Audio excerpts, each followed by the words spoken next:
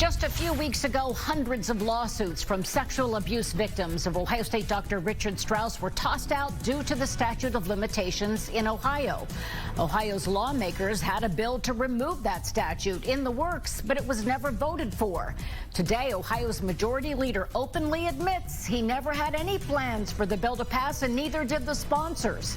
New at 6, hear from the majority leader on why this case and those from other victims who also now feel betrayed. Well, tonight at 6, hearings have been held at the Ohio State House to suspend the statute of limitations when it comes to victims of sexual abuse. But according to Ohio's majority leader on the floor, Bill Seitz, Republicans never intended for that bill to pass. We'll hear from him on why and reaction from victims of sexual assault. Shocking revelation tonight for the victims of sexual assault at the hands of Ohio State University Dr. Richard Strauss. I've learned from some of those victims that state lawmakers who held hearings on a proposed bill to suspend the statute of limitations and allow their claims against the university to advance in court never intended to support that bill.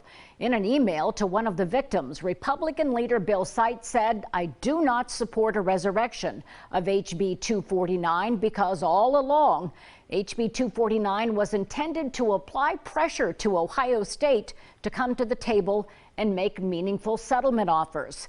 Seitz called the bill flawed and said he would not support suspending the statute of limitations. But I've also learned the Strauss victims are now teaming up with victims of sexual abuse at the hands of Catholic priests to put pressure for change on Ohio lawmakers. You know, I think for our society to be healthy, we have to take care of our children first.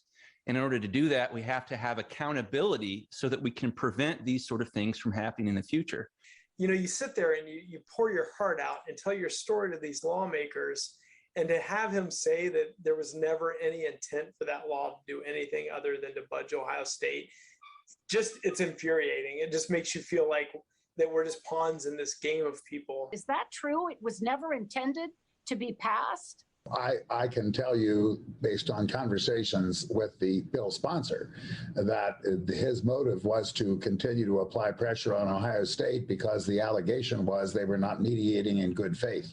But the abuse victims say they are going to unify other sex assault survivors from around the state to put pressure for real action on the State House.